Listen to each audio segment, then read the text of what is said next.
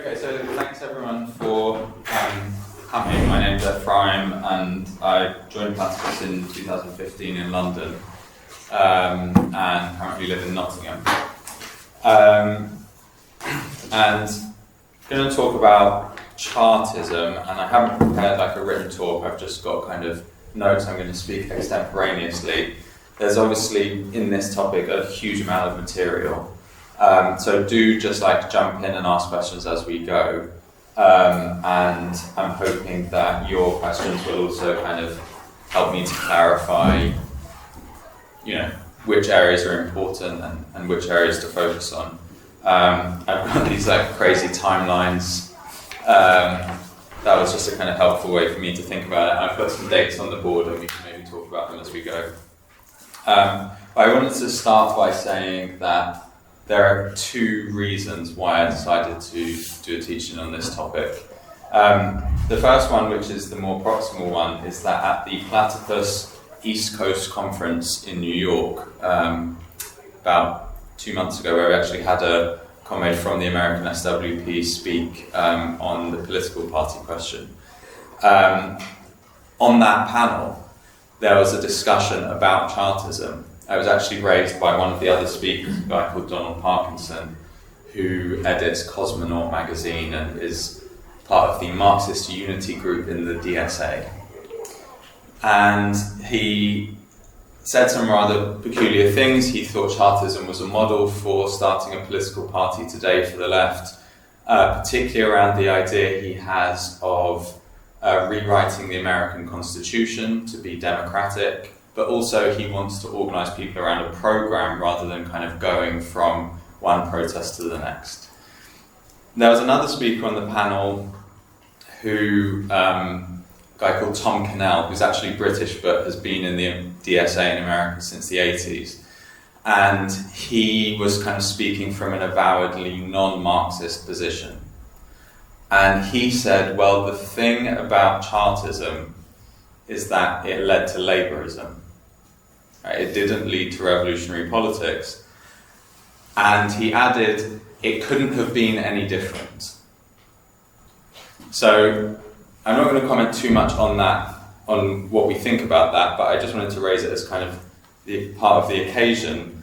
I do think, however, that we'll see whether, history is kind of condemns Chartism to become labourism, or what that might mean, or what he might mean by that. But I think he was right to criticise Parkinson's attempt to just pick up Chartism as if nothing has happened in between then and now, and kind of dust it off for reuse. So that leads me on to the second reason why I'm interested in this, which is that, when I was recruited to Platypus, the big thing that started on the left was Corbynism, right, and Corbyn's leadership of the Labour Party. And it's something we talked about a lot, and I was invited to speak on a panel at the Oxford Radical Forum, and I was kind of researching the history of Marxist critiques of the Labour Party. And one of the things I came across was this very old book, From Chartism to Labourism, by Theodore Rothstein, who was a member of the Social Democratic Federation in Britain and a founding member of the CPGB in 1920. And it's a collection of essays that he wrote for Die Neue Zeit, for the German SPD's newspaper, also for the Russian Socialist Press. He was very close to Lenin. And his engagement with the question of Chartism was a function of the revisionist dispute in a way, right? As a function of disputes within the Second International, but particularly about the question of trying to found a socialist party in the UK as opposed to a Labour Party. The history of Chartism was being contested. And other people who were writing history, this is in the period just before and during the First World War, other people who were writing histories of Chartism at the time were prominent Fabian historians, Mark Hovell and Julius West. So that was kind of at stake there. But more broadly, a more straightforward reason for this teaching is to supplement the Platypus pedagogy. So we have our regular reading group every week, and presumably you guys are at Bonapartism. So we kind of move through a series of readings on Marx that go from Marx's Critique of Proudhon through the revolutions of 1848 to the kind of retrospective on Bonapartism from 1852 and 1871, and the issue of the Second Empire. And the history of Chartism kind of acts as like a palimpsest to that history. Marx is obviously describing more predominantly in those writings what's going on in France, writings like The Class Struggles in France. But he was deeply connected to and concerned with what was going on in Britain at the same time, and Chartism is the major part of that. So I'm presuming that people here who are participating in the reading group will have some kind of knowledge of that, and can kind of connect what I'm saying about the timelines to the discussion you're having in the reading group about 1848 and what that meant for Marx. We've not quite got there yet. I guess it's tomorrow is when we're okay, starting. Perfect. And part of that, the reason to fill that in is to show Marx as a critic of socialism, right? That he didn't invent socialism. There were already working class movements for socialism that existed, and Marx is in a way a very peculiar figure who comes along with an imminent dialectical critique of the existing phenomena that he sees around him, that he's participating in. Part of the peculiarity of Chartism is that, if you think about the Platypus Syllabus, which goes from kind of bourgeois radical philosophy to the early Marx writings and on to 1848 and 1871, is that discussion of Chartism could really fit into several of them. So when we talk about the Abbé Sieyès and the French Revolution and radical democratic reform, you could imagine discussion of Chartism in that. When you talk about Proudhonian socialism, you could have a discussion about Chartism in that. When you talk about the revolutions in 1848, and also with Bonapartism. So it doesn't quite neatly fit, but also does fit into all of those areas. So like I say, I'm also going to look ahead to the second half of the Platypus Syllabus, which deals with what we call an introduction to revolutionary Marxism, predominantly the writings of Lenin, Luxemburg and Trotsky around the revisionist dispute and the aftermath of the Russian Revolution. And when we kind of deal with the history of Marxism and these kinds of topics in Platypus, we're primarily thinking, and this is the way the reading group is structured, right, across these two terms, about two periods. One is 1848 to 1852, and the other is 1917 to 1923. Now, these are both kind of periods of revolutionary upheaval, but they're also periods of the defeat of the revolution. But that, more importantly, they're also periods that kind of talk to each other across history.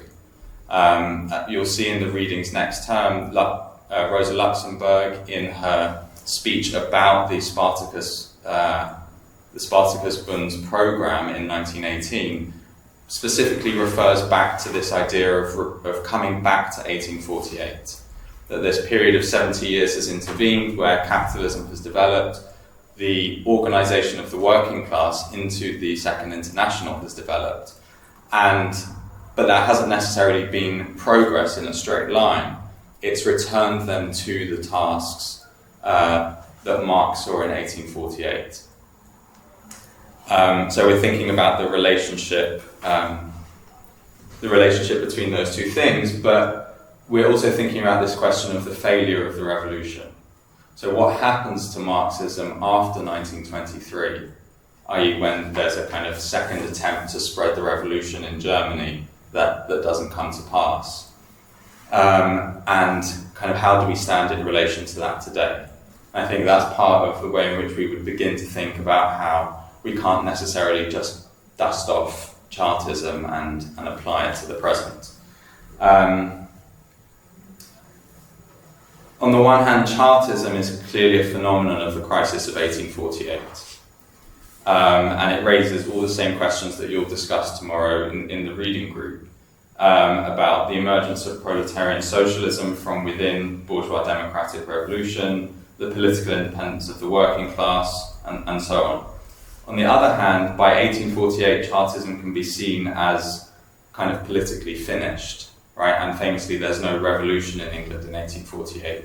There is a Chartist petition and demonstration, and we'll talk about that. But there isn't a revolution, and that's obviously a problem if you consider that, you know, the revolution has to happen in the major centres of capitalism, right? Not just on the peripheries. And England was, as Marx called it, the demiurge of the bourgeois cosmos, right? It had the most developed capitalism, also the most developed proletariat. Similarly, on the one hand, the fate of Chartism is clearly bound up with the fate of the revolutions after the First World War and the question of the dictatorship of the proletariat. And more specifically, as I was mentioning with the different historiographies, the revisionist dispute and the split within Marxism that conditions that upheaval, right? So the historiography of Chartism plays out in that context.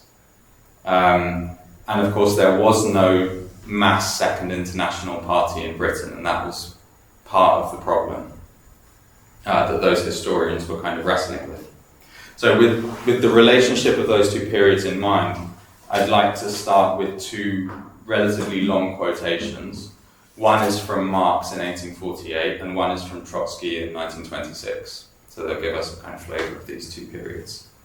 So this is Marx in the Neue Rheinische Zeitung in December 1848. Sorry, Efraim, could you close the window? It's a little bit cold. Yeah.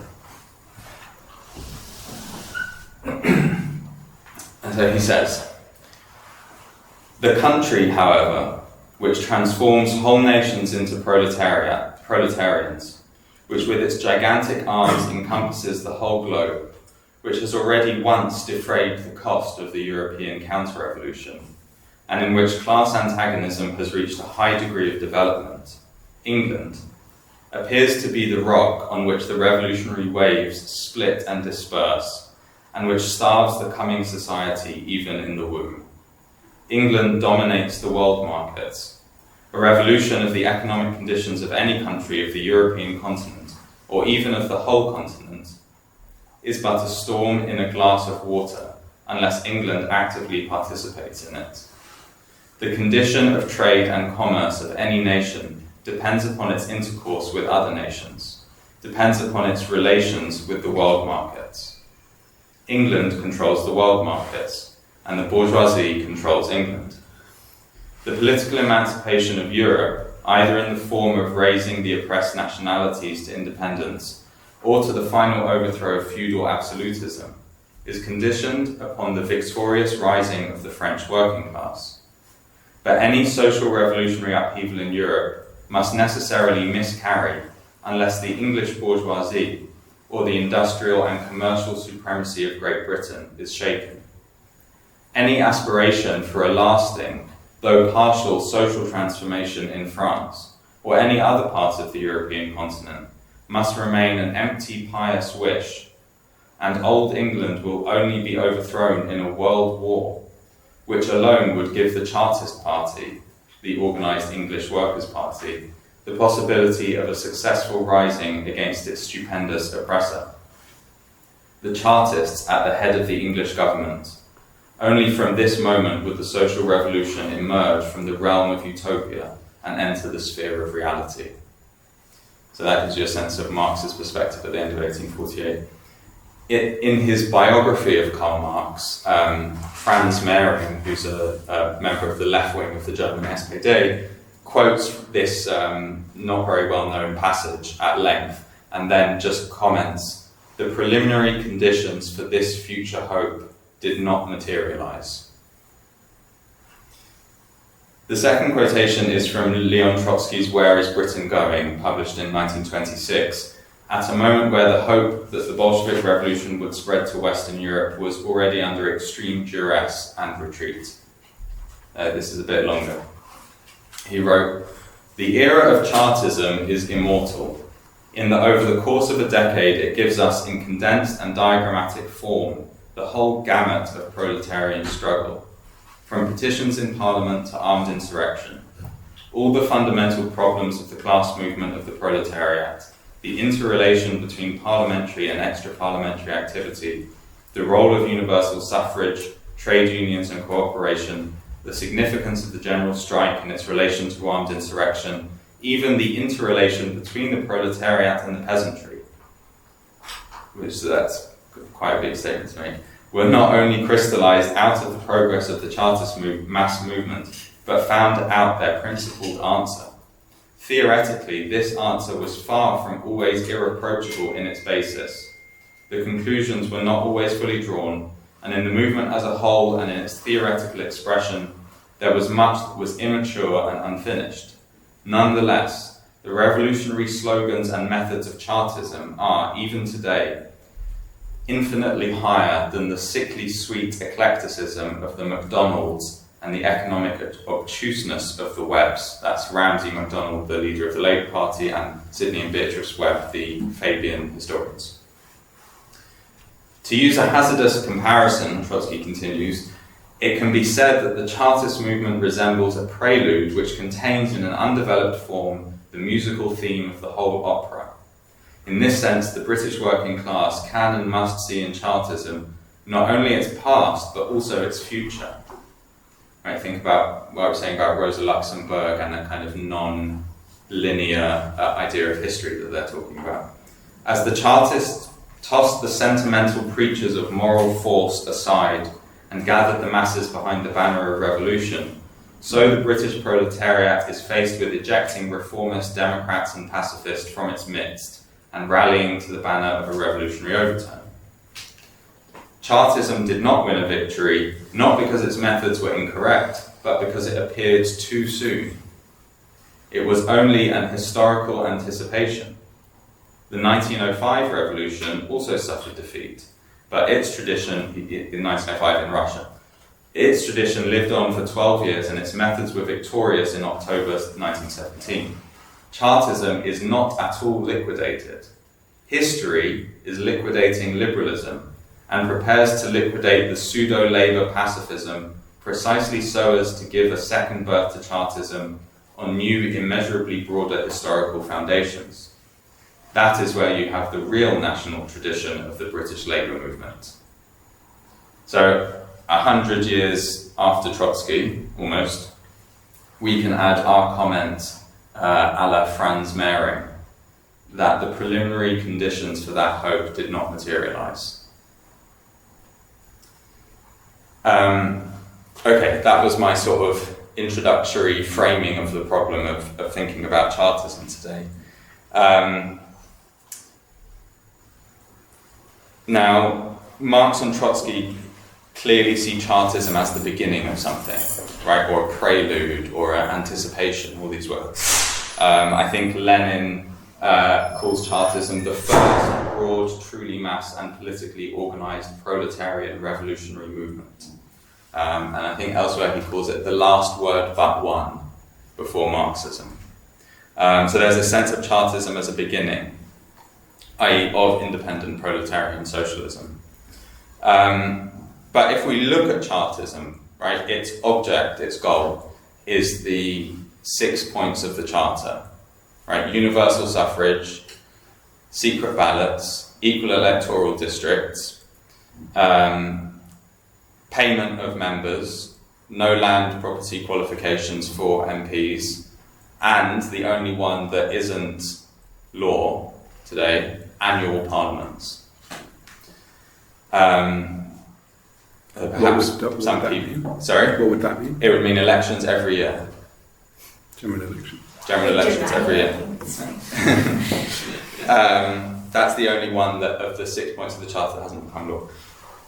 But these 6 points came from the kind of bourgeois democratic radical program of the late 18th century, right? And they were already formulated in 1776 by a guy called Major Cartwright, John Cartwright, who maybe I'll talk about a bit in a second. And if we look at the means of Chartism, like how it attempted to achieve that object, it petitioned Parliament, and on the threat of Parliament not receiving their petition so kindly, they had ideas for a general strike of some kind, a run on the banks. They also had ideas about agrarian reform, and they also talked about arming the workers in order to pressure Parliament into accepting the Charter. Their other ulterior measure was, and this is what they attempted to pursue in 1848, was to go to the Queen. And to go to Queen Victoria and say, this Parliament is now illegitimate because it hasn't accepted the call of the population. You should dismiss the government and call on us to form a new government. All of these measures were things that were used in the agitation for the Reform Act in 1830 to 1832. And we'll talk about that moment and its importance for Chartism. But so in that sense, Chartism can also be seen as the end of something, right? The end of bourgeois radicalism, the end of the kind of long petering out of the excitement around this moment in 1830 to 1832. Right? When did it get the name Chartism, the movement? In 1837-38. I'll get to that. And that idea of Chartism as the end of something is the view of Sidney and Beatrice Webb, for example. Right? So they view Chartism as the kind of the immaturity of the working class, and that it then matures into trade unionism and essentially liberal politics. Right, so they view it in the way they periodize the history of the English working class. Chartism is the end of a section. Right. Another historian on the left who also thinks Chartism is the end of something in this sense is a guy called Gareth Stedman Jones, who was on the editorial board of the New Left Review for many years and wrote an essay in the 80s called Rethinking Chartism. And he makes this argument that Chartism is not a socialist movement, not a proletarian movement, but is just the end of the radical democratic movement going from about 1760s through to the mid-19th century, roughly. So that's kind of Gareth Stedman Jones' argument. But we want to understand the kind of change and continuity through those periods, right? So not see it neatly as like this beginning or an ending, but think about how the whole thing, history is kind of transforming into something new through this period. And we need to do that not only to kind of dispute the Webbs or Gareth Stedman Jones, but also because of the question of democracy, right? So one of the issues thinking about Chartism is that it's obviously a movement for universal suffrage, and with our present, the filter of our 21st century eyes, but also on the left, democracy comes to be seen as a kind of trans-historical issue, right? So in every generation, people have been campaigning for more democracy, and the Chartists took it up at this point, and other people took it up later in the 19th century, and we take it up today, and it becomes a kind of trans-historical principle. We want to think about the historical specificity of the way that the working class demand for universal suffrage emerges after 1830 in a way that's historically specific to capitalism and is kind of transformed from radical democratic campaigns for democracy between the 1760s, or really going back to the 1640s in the English Civil War, up until the Great Reform Act.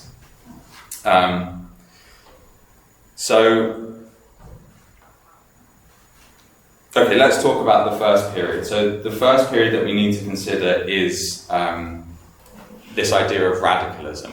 What is radicalism? Everyone should know England has its civil war and revolution, creating a republic in the 1640s and 1650s. The monarchy is restored in 1660. And then in 1688, there's what's called the Glorious Revolution. And that's where there's this kind of what we would call a bourgeois revolution, where the rights of civil society are asserted over the state.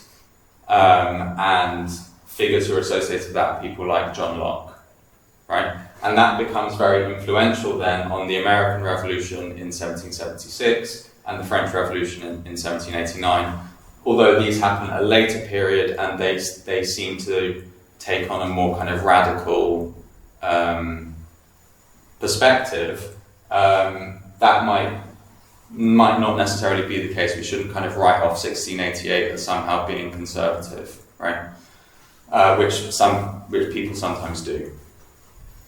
What happens in this period around 1760s is that there's a clear crisis in the British Revolution. And society has been transforming, but there haven't been adequate changes in the makeup of Parliament to really reflect the way in which society is sort of freely transforming itself. And the American Revolution really comes out of discontents with that, right? Out of discontents with the existing British kind of political order, which seems to be suffocating the movement for deepening the revolution of 1688. And what you get is the emergence of this idea of radicalism, people who, obviously those guys are in America, but people in the UK who are campaigning for, in various ways, different kinds of democratizing reforms.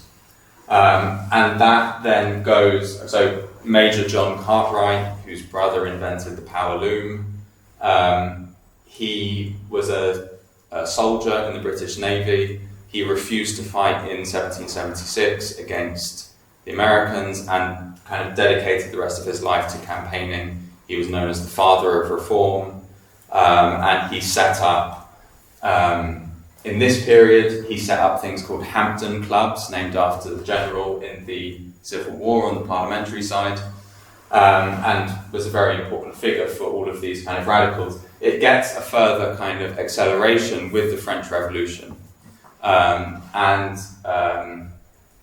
You get the London Corresponding Society, and you get all kinds of groups in Britain who are in sympathy first with the French Revolution, then explicitly with the Jacobins, right? So you have this idea of English Jacobins. And they're very inspired by Thomas Paine, who's kind of involved with them as well and was obviously important in the American Revolution. But there are also key figures like William Godwin, who's sometimes considered the progenitor of anarchism, Mary Wollstonecraft, Vindication of the Rights of Women, and a guy called Thomas Spence, who is has a kind of idea for agrarian land reform as a way of solving the issues. And the people who kind of take that up in the period after the Napoleonic Wars, so after 1815, are people like Henry Hunt, who's the speaker at the famous Peterloo Massacre. And what's important to point out about this whole period is that there isn't a separate working class element to these campaigns for what become the 6 points of the Charter in the 1830s. It's kind of, we would say, middle class and working class working together. But even part of the problem with saying that is that an industrial working class hasn't really even emerged, right, in this point. So the Industrial Revolution is kind of typically dated to around the same period, so 1760s on through this period. But it doesn't really become kind of politically, doesn't become a political object of concern until we get much closer to this period and sort of dealing with slightly different issues there. So the Industrial Revolution is the kind of main, let me just see if I have the notes here.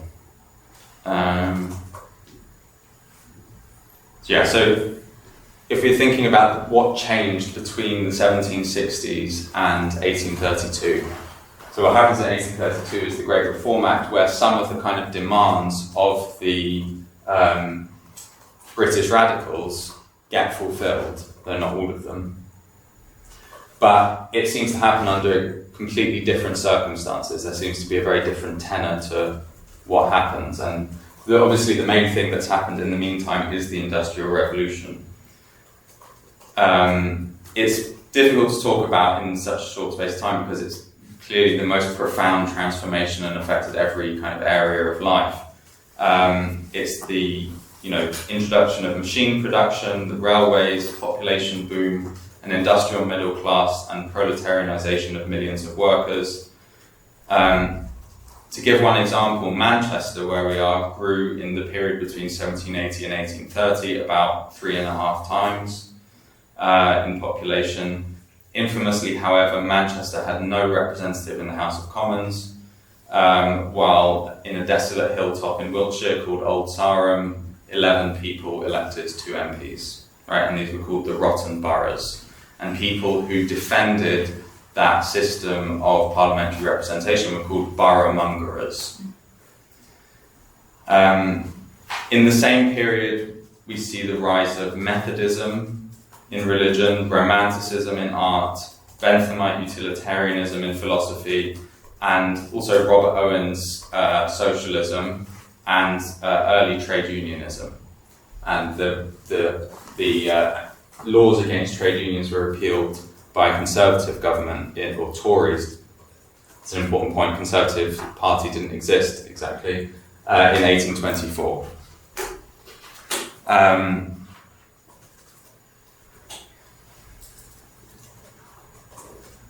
And it's kind of following this period after Peterloo that there's more agitation from the new industrial middle class and working class pushing for reform. So you've got factory owners and factory workers campaigning for the same thing. And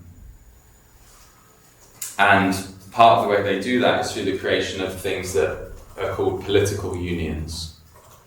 So by the time they get to 1830, there are these organisations like the Birmingham Political Union, there's also the Northern Political Union, and they propagandise, they produce literature, and they have sometimes tens of thousands of members. They organise meetings with hundreds of thousands of people, including kind of all strata of society, to agitate for that reform. So another thing to note is that in the period kind of from 1688 to 1776, politics is dominated by the Whigs, who are kind of the pro-1688 faction in Parliament. What starts to happen here is that the lines between Tories and Whigs start to get kind of jumbled up, and you get things like independent Whig, liberal Tories, Canningites, right? And the kind of the traditional groupings start to kind of cut up and move around, and there's a kind of big reorganisation going on that's really going to carry on all the way through to 1830, when there's a split in the Tories that really allows for the Reform Act to come through because of Catholic emancipation in 1829. And then it's going to kind of reshuffle again in the wake of the 1832 Reform Act and the emergence of the proletariat onto the kind of political stage, as well as the question of Corn Law repeal in 1846. There's only really after 1848 even that you have liberals and conservatives in the way that then goes on to dominate the rest of the 19th century.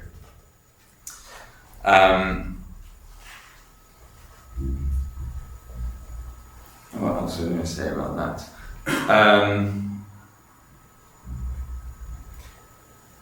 I kind of, just to give a quote to kind of sum up that transformation, that period, from Thomas Carlisle, who was a kind of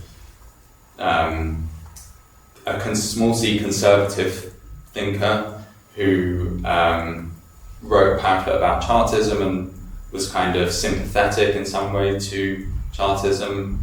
Engels cites him very favourably in the conditions of the working class in England. He's in the Communist Manifesto, he's kind of classified under feudal socialism, right? In 1829, in Sign of the Times, he says, "It is the age of machinery, in every outward and inward sense of that word. The time is sick and out of joint. There is a deep-lying struggle in the whole fabric of society, a boundless, grinding collision of the new with the old." So the other thing that happens kind of just before 1830 is that there's a economic downturn, and in the countryside there are riots that are called swing riots, where essentially agricultural workers burn machines and burn bricks, like big bales of hay, and that kind of agitation is a big part of the public imagination at the time. Okay, so the 1832 Reform Act. Like I just mentioned, there's a split in the Tory governing faction. So this period, really from the French Revolution through to here, is actually dominated by Tories in terms of the government. And there's various forms of repression against the radical Democrats, right? Famously, in after 1815 and 1819, the Six Acts, but also in the 1790s, there are other kinds of bans on basic civil liberties, like meeting in public, freedom of press, freedom of speech, and the radicals, fight back against those incursions onto civil liberties on the basis of the freedoms of 1688, right? Explicitly so. So for the main case in 1789 is a famous speech by a guy called Richard Price, which is about the anniversary of 1688, and that kind of sparks this whole pamphlet debate, which Edmund Burke's Reflections on the Revolution in France are kind of a response to, and Thomas Paine responds to him. So the politics of 1688 are kind of being re-legislated again here. So what happens then is that the Whigs want to bring in a bill for reform, basically to get rid of the rotten boroughs and to expand the franchise slightly. It ends up being expanded by about 250,000 people, but also to give representation to places like Manchester, Leeds, Birmingham, which had grown from small towns to big industrial centres, but that hadn't been reflected. And in various stages, and I won't go into all of them, the bill is blocked by the Tories, first in the House of Commons, then in the House of Lords, and in 1831, the Whig government resigns and calls a general election in order to win a majority in the House of Commons to get its bill through the House of Commons. And in that moment, the political unions, which I mentioned, right, these organisations of middle class and working class support for reform, get kind of mobilised by the Whigs in order to help them win the election of 1831. And it's in that period that you start to see kind of splits and disagreements between people who support the bill. The slogan was the bill, the whole bill, and nothing but the bill. And people who want universal suffrage, right? Who are not satisfied by what becomes the Reform Act.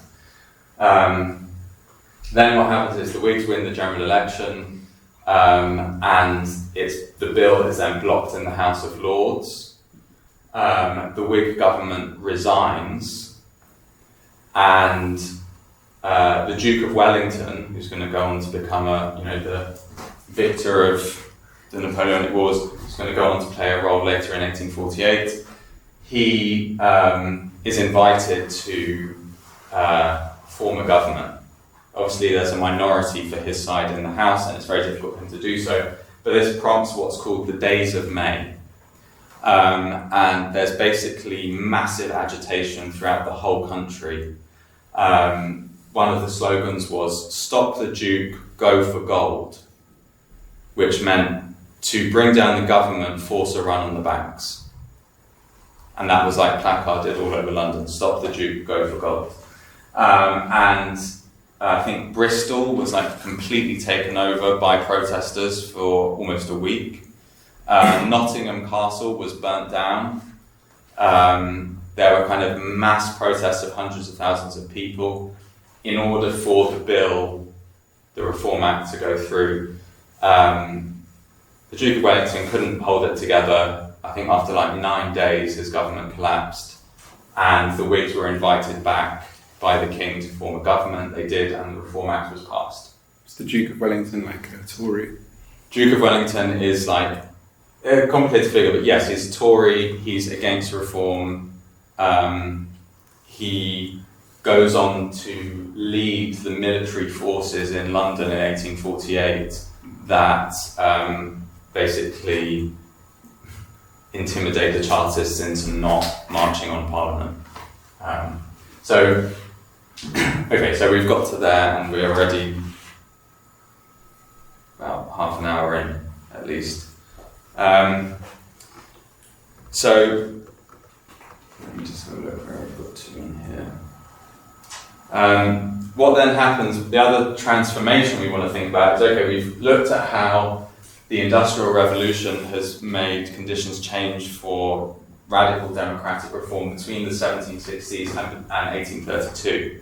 But then to get to Chartism, which is here, other transformations happen. So what are those? It's quite complicated. There are several factors. One thing is that there's an uptick in trade union activity, and there begin to be moves towards what finally happens at the end of 1833, which is the formation of a national trade union organisation called Grand National Consolidated Trades Union.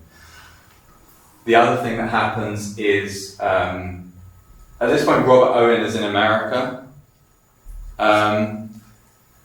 He comes back and he dives straight back into politics, but this time he is working in union with trade unionists. So, isn't he kind of like romantic and Christian in his second period? That's later, so after 1848, or during the 1840s even.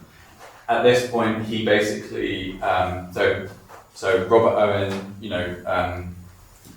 addressed to the workers of New Lanark in 1816, utopian socialism, idea for a cooperative kind of communes that will gradually transform society. He tries to get governments to accept his plan in order to kind of administer socialism in a way. He's a factory owner who has lots of money to kind of pursue this plan. So the Grand National Consolidated Trades Union, there's this convergence of Owenism. So by this point, Owen has lots of followers who are also diverging from his thought and developing their own socialism in new ways. And that kind of is created. The other thing that happens is what's called the War of the Unstamped. Basically, radical newspapers for the working class have to pay a tax of 4p on every publication. And there are several newspapers, most notably a newspaper called The Poor Man's Guardian, published by Henry Hetherington, who had been a key kind of left-wing figure in what's called the National Union of the Working Classes, which comes out of this 1830 to 1832 period. He publishes The Poor Man's Guardian without paying the stamp duty and publishes on the front, published in defiance of the law, in order to test right versus might. Something like that. Now, so there are all these kind of radical working class papers that are trying to be like hunted down by the government, and they're trying to escape them. The other thing that happens is the New Poor Law. The New Poor Law kind of revokes an old poor law, which is somewhere over here in the days of Queen Elizabeth I, and is about how people get, basically people who have no money can get relief from the parish in which they live. And the new poor law created the infamous workhouse system, and people would no longer be able to get relief from their parish in the same way. And obviously this is responding to the fact that there is a new problem here that the old poor law was unable to deal with, which is namely proletarianization and kind of mass pauperization that hadn't really occurred in the same way before. The other thing I've noted here is the toll puddle martyr. So that actually brings the Grand National Consolidated Trade Union, some workers in Dorset try to set up a branch, and they are punished for doing so. It's said to be against the law. This is kind of important. The reason why it's against the law is because under acts enforced in this period against the radicals, you're not allowed to have national level organisations. So the Corresponding Society Act basically make it illegal to have an organised national party. And they're given very harsh sentences of like 7 years transportation, basically off to Australia. And it creates a lot of outrage, but it also demoralises this new kind of trade unionism that had been emerging kind of 1833. So there's a lot of kind of important changes to think about there. I'll just give you a quote from this is an important Chartist later, James Brontere O'Brien. He's an Irish law student who basically comes to London, becomes radicalised during the Great Reform Act, and becomes like he's called the schoolmaster of Chartism. And he's the person who really tries to give a socialist theory to Chartism. His hero is Robespierre. He writes a short biography of Robespierre. He also translates Buonarroti's book on Babeuf's Conspiracy of Equals into English. So that gives you a sense of like who his guys are. So he wrote, this is in 1833, a spirit of combination had grown up, whose object is the sublimest that can be conceived, namely to establish for the productive classes a complete dominion over the fruits of their own industry, an entire change in society, a change amounting to a complete subversion of the existing order of the world, is contemplated by the working classes. They aspire to be at the top instead of at the bottom of society, or rather, that there should be no bottom or top at all. Now, another key kind of Chartist figure who emerges in this period, and whose biography ties this together nicely, is Julian Harney, George Julian Harney, who's the leader of the left wing of the Chartist movement and very close to Marx and Engels in the 1840s. So Harney claims that his earliest memory was the agitation around the funeral of Queen Caroline in 1821. I don't know if people are familiar with this, it's quite obscure part of English history, but George IV, who was the Prince Regent and became king in 1820 when George III died, had an estranged wife who he didn't live with.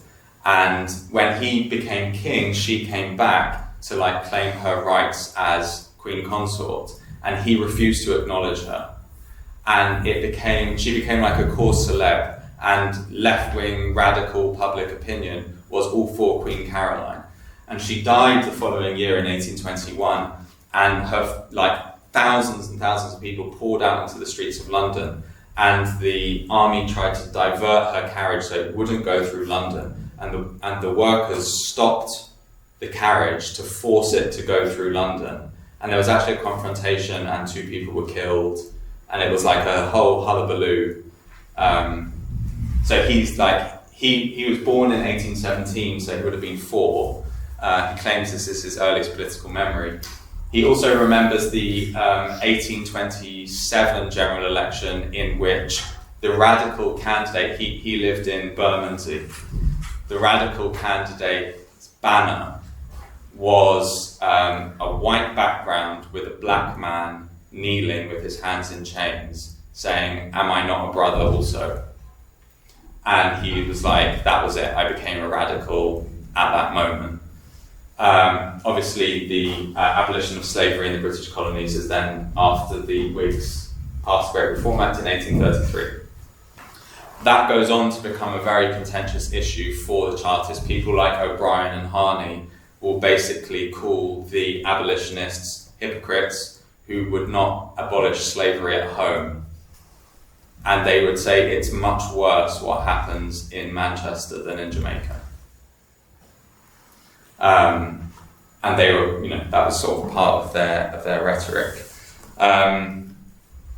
So Harney then recalls, he basically trains to be a sailor and can't stomach it. He goes on one trip to Brazil and is ill. And comes back in this moment, and he becomes a newspaper boy for Henry Hetherington's Poor Man's Guardian. So he's delivering these illegal newspapers, and he gets arrested. And he's totally defiant. When they release him, he tells the judge, "I'm going to sell the newspaper again. It's my duty." And he remembers a bookshop in London. I'm just going to read you. This is from the 1890s when he's kind of looking back.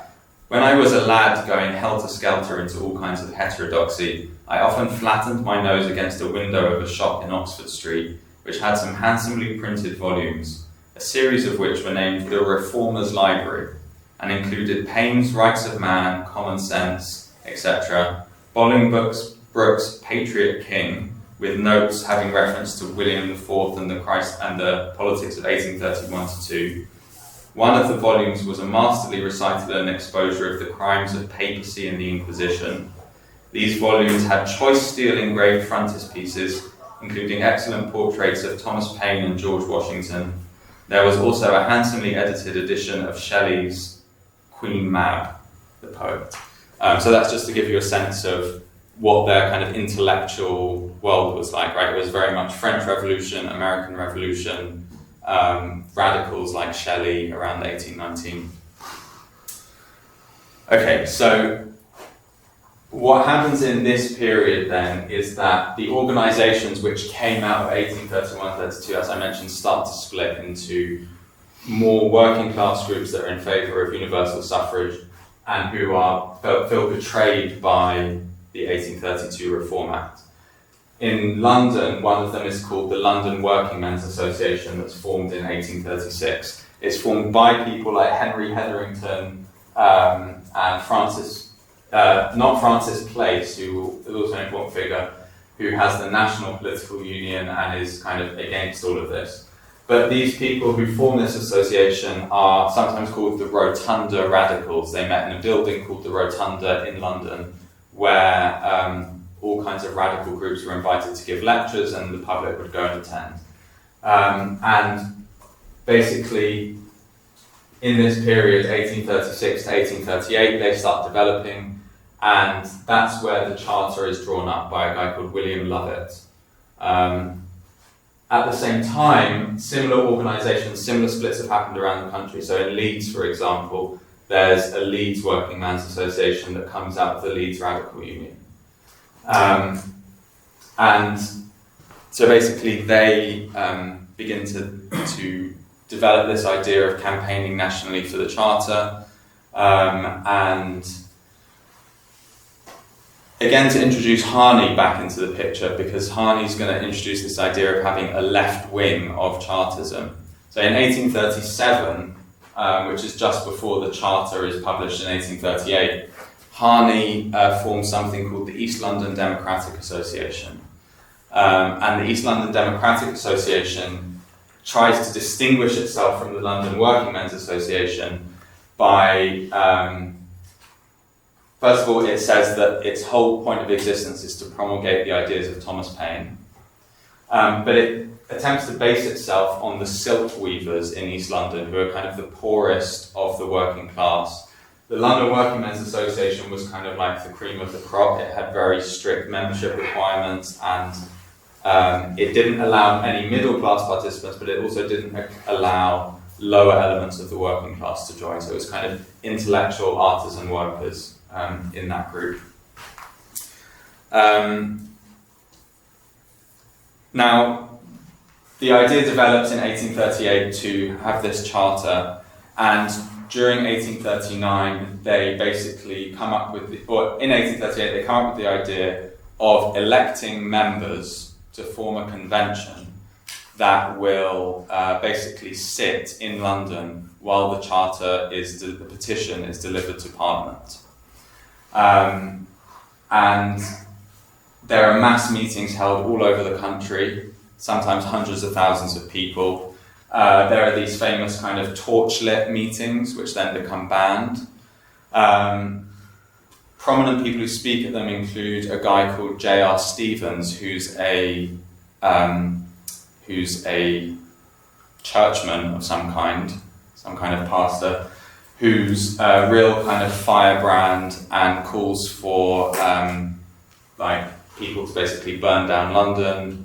He also comes up with this phrase that Chartism is a knife and fork question, right? Meaning it's that the charter itself is seen already at this early point not as an end in itself of everyone gets the vote, but as a means to ameliorating their social condition or transforming social life in general. Okay, I'm going to rush through because I know I've already been talking for a while. Basically what happens is that the convention meets in February 1839 in London, and they begin having a discussion about what to do if the petition is not agreed to by Parliament. And this immediately causes a split within the convention. So this is famously discussed as physical force versus moral force. So some Chartists are in favour of, if they don't accept the petition, we'll kind of go back, reorganise, we'll do things like work more closely with bourgeois radical Democrats in Parliament to kind of build up support for it there. On the other hand, you've got what are called the physical force Chartists, who basically favour arming the working class. I think one idea that Julian Harney has at the time is that each delegate will be ascribed 10,000 troops. They will march down to London. There were about 40 people in the convention, so it's about 40,000. They'll camp the night out on Hampstead Heath, and then in the morning stroll down to Parliament and tell them in no uncertain terms, you will accept the petition. But there's a kind of split over this. What happens then is that the convention, the petition is rejected by Parliament in, I think, March or April. The convention moves to Birmingham. As they move to Birmingham, Chartists, there's a great deal of kind of public agitation, and the magistrates in Birmingham ban people from meeting in the Bullring, which is now a shopping centre, but was a kind of place of public meeting. And the working class defied this ban, held a public meeting where they were reading probably the Northern Star, which was the big Chartist newspaper, out loud. And the magistrates in Birmingham called in the newly formed Metropolitan Police, formed in 1829. They came up on the train, which was a new thing, that so many people from London could suddenly get to Birmingham, just like that. And they basically attacked the workers in the Bullring. This led to days of rioting in Birmingham. And I should just note at this point, the introduction of the police, both in metropolitan areas and later in rural locations, was very strongly opposed as unconstitutional. Again, on the basis of 1688. Right, when the working class armed themselves, they would do so again, saying it's our rights, based on 1688.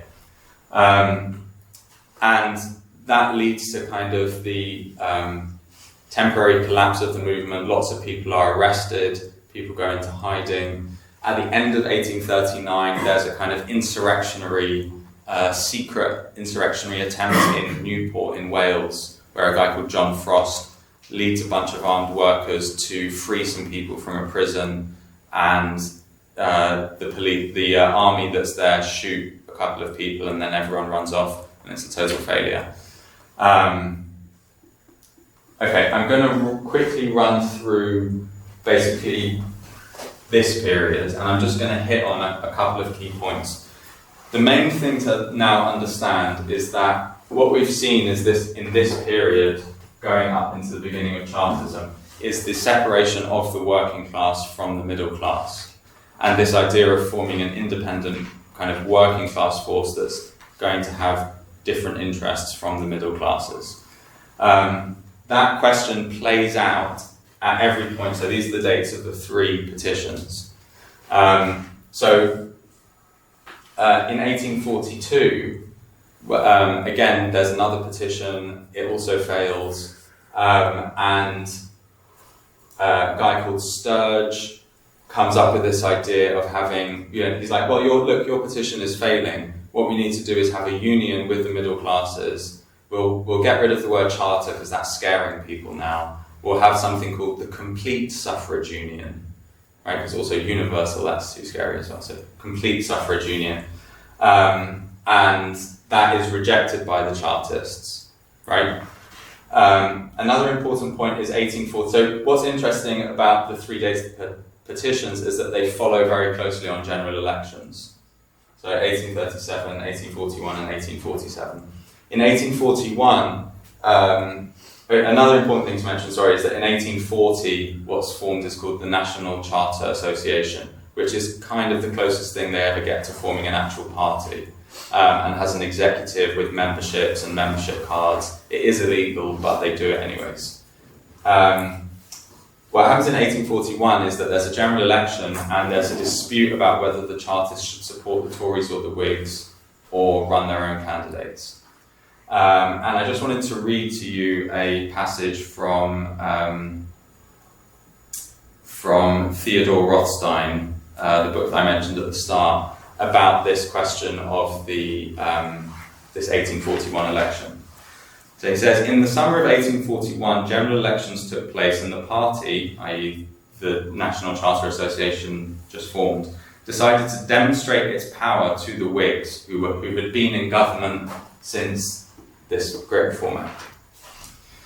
Upon the advice given by O'Connor, who was in jail at the time, that's Fergus O'Connor, who was the proprietor of the Northern Star and kind of leader of the Chartist movement, the party resolved to agitate and vote for the Tories, and the Whigs actually suffered a heavy defeat. So again, most of these people couldn't actually vote, but they would go to the public hustings and put their hands up for the Tory where they couldn't run their own candidate, or they would basically propagandise against the Whigs.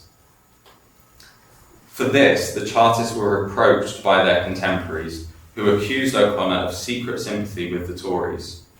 It was even rumoured that he and his nearest friends had taken money from the Tories, with which they had carried on their election campaign. O'Brien, Bronterre O'Brien, himself made such insinuations because he opposed this policy, and they have been repeated by historians ever since. Of course, it was the usual calumny, which then, as repeatedly afterwards, was spread by the Liberals, because the workers dared put up their own candidate against them. It was based upon the naive belief that the Liberals were, after all, more progressive and nearer to the workers than the Conservatives, a belief proved by facts as well as logic to be entirely unfounded. Indeed, if any choice was to be made at that time between the two parties of the ruling class, preference should be given to the Tories, who, as the representative of the landed interests, frequently took the part of the workers in the struggle against the tyranny of capitalism, primarily through what were called the Factory Acts, which initially stopped children from working in factories under certain conditions. But then also some Tories did agitate for the 10 hours bill, which limited the working day to 10 hours. This was the case throughout the whole history of the struggle for factory and social legislation. At all events, to support the Tories was no greater crime than to support the Whigs, and if the English workers of a subsequent period had been politically as independent as the Chartists, we should not have had so frequent occasion to deplore their political backwardness and their captivity to the Liberals, The reproach was the more unmerited as the Chartists had put their own candidates against both parties wherever possible. Okay, I'm going to finish by making a point about the introduction of Marx and Engels into this picture, and that's where we'll kind of end off. Engels comes to England in 1843 to work in his father's factory in Manchester, and in the same year he makes contact with George Julian Harney, who is by this time in Leeds as the editor of the Northern Star. Engels immediately begins writing for the Northern Star. He writes reports. He's basically their foreign correspondent, but he's actually in Manchester. And he writes reports on the European movement, basically. And he also translates basically passages of speeches by O'Connor and Harney into French, and they're published in a newspaper called La Réforme in France during the same period. In 1847, Harney founds an organisation called the Fraternal Democrats, which is based in London, but organises a kind of group of émigré radicals from France and Germany, as well as Poland and Hungary, who are based in London, and they quickly become aligned with the Chartists. At first there's some concern about competition between them, but they're basically total overlap between the two organisations. And Marx and Engels come to visit London in 1847, and Marx meets Harney then in 1847, and I just wanted to kind of give a kind of little account of how what that influence meant. So the Communist League, which Marx was involved in at the time, had its second Congress in London in 1847, and Marx came to visit. And down the road, the Fraternal Democrats were having a meeting on Poland, which had had an uprising in Krakow in 1846. And Marx gives a speech in which he praises the English Chartists and basically says, if the English Chartists win their charter, they'll be able to liberate the whole of humanity. And at the same meeting, Engels says, I also believe that the first decisive blow which will lead to the victory of democracy, to the liberation of all European nations, this is also with Marx, I also believe this, will be struck by the English Chartists. I have lived in England for a number of years now and openly aligned myself with the Chartist movement during this period. The English Chartists will be the first to rise because it is precisely in England that the struggle between the bourgeoisie and the proletariat is the most intense. And why is it the most intense?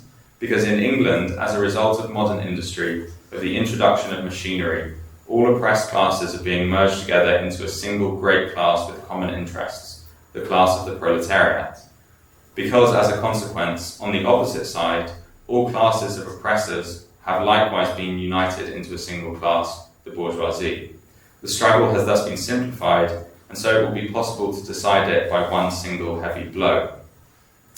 In January 1848, then, Marx gives his famous speech on free trade when he's back in Brussels, and he says there, everyone knows the struggle between the liberals and the Democrats is called the struggle between the free traders and the Chartists. Reflecting on the repeal of the Corn Laws, which was the free trade campaign in 1846, and the Chartists opposed that. They refused to work with the liberals to overturn the Corn Laws. Marx added, the English workers have made the English free traders realise that they are not the dupes of their illusions or of their lies. And if, in spite of this, the workers made common cause with them against the landlords, it was for the purpose of destroying the last remnants of feudalism, and in order to have only one enemy left to deal with. So, basically, to conclude, and I'll talk about 1848 a bit in the discussion if it comes up, the experience of Marx and Engels when they then come to write the Communist Manifesto is very much informed by basically everything that we've just talked about, which they receive in many different ways, but partially through their kind of direct meeting with Harney and the Chartists in the 1840s.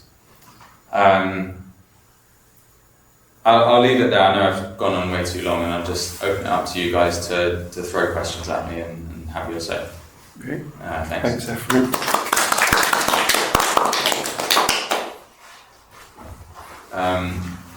So I've left out a lot, obviously, but what do you guys think, have to say? Any questions?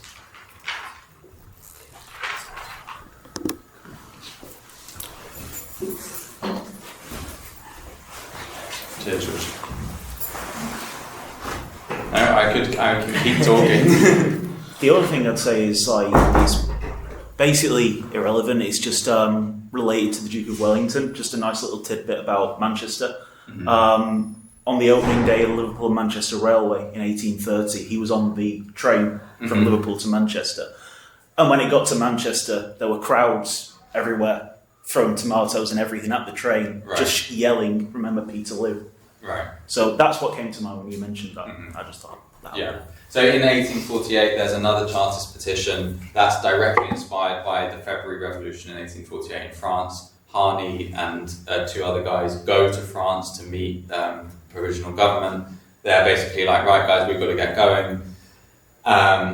And on the April the 10th, there's this kind of famous meeting on Kennington Common where they meet to to march on Parliament, and the government basically employ the about 170,000 middle-class people as special constables to, and also bring in the Duke of Wellington with the army and cannons to repress the Chartists if necessary. And one of the people who is in London and takes up the baton as a special constable is Louis Bonaparte, who then quickly goes back to France and wins an election at the end of the year and becomes Bonaparte III of the Second Empire, and the phrase Bonapartism. So he's there in London to repress the Chartists in 1848. So, just as a general comment, I think it's interesting to note just the obvious point, which I think is how unkind of exciting the demands seem today for sort of democracy. A lot of these things, as you said, the 5 of the 6 demands from the Charter were achieved probably in that century or early 20th century at the latest, I'd assume. So on first glance, it almost seems like people might ask the question, why is any of this relevant? We've done it now. Yeah. So it's kind of an obvious statement and question. Can I piggyback on that? Yeah. Because my question is related to that, which is the point you made at the beginning about democracy being this the deception of thinking about democracy as this trans-historical principle. Yeah. And so on the one hand you have what David's saying, which is that it seems to be very legible to us, or our understanding of democracy today seems to track with this history that you've mapped out. And I guess I know it's implicit in the talk about how it is different and how those historical conditions produce a different kind of democracy or understand democracy then than it does now. So I was interested in that disconnect as well, I guess. I mean, I guess maybe I didn't emphasise this enough, but part of the kind of way in which the Chartists come out of the union between trade unionism and Owenism that happens in the early 1830s means that it's quite clear already that Chartism is advocating other kinds of social reforms beyond the political demands of the Charter. And the opponents of Chartism are in no doubt about that. They clearly think this is levelling, right? That they're going to abolish property, basically. Now, obviously, there is a huge range of opinion about that within the Chartist movement. But at the time, it was quite clear in this period that the reason why, also if you just look at the perspective of Marx and Engels, what they're saying is okay, Chartists come to power in Britain, that's the start of the working class revolution. So it is hard for us to kind of look back on that today. I would, and kind of recognise that part of it. the other thing I would say is that part of why that is the case is because of the way that Chartism has been folded into the history of the British state, and this idea that gradually, we started in 1832, we gave some people the vote, then in 1867 with the Second Reform Act we gave some more people the vote, and so on and so on. If you go to the People's History Museum down the road in Manchester, there's an enormous timeline on the wall, which goes, is this timeline it goes from the 1640s all the way to 1948, which is the representation of the People Act 1948. And there's lines and arrows connecting everything. And what's interesting about that diagram is that the Chartists go nowhere. Right? I think it goes English Civil War, Radicals, Chartists, and then it's just a dead end. So it's kind of contradictory in some ways. And obviously People's History Museum, it's like the ideology of the Labour Party and the trade unions. It's kind of contradictory that in some ways that kind of, even we could add in Fabianism, politics celebrates Chartism as the beginning of democracy because they don't have a Marxist critique of the state, right, of the issue of Bonapartism that comes out of this period of the need for a dictatorship of the proletariat, to smash the state, all that kind of stuff. And so in some ways they see Chartism as like the beginning of their democratic movement, and on the other hand they're like, oh, this doesn't go anywhere. This is kind of like, they're just a bit confused about it. So, it's kind of contradictory.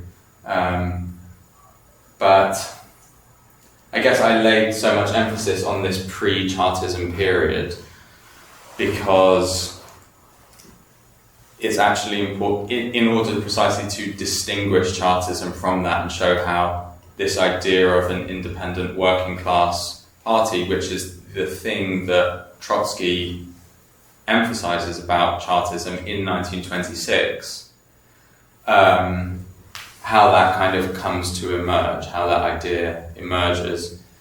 And that's independent working class party. Yeah. What makes it independent? Well, there's a couple of different levels to that, but first of all, that it's not collaborating with the middle class radicals who want to, you'll read in the 1848 in the Class Struggles in France, Marx talk about petty bourgeois democrats, and how the workers need to kind of basically go through a process of working with them and then gradually being betrayed and becoming independent from them.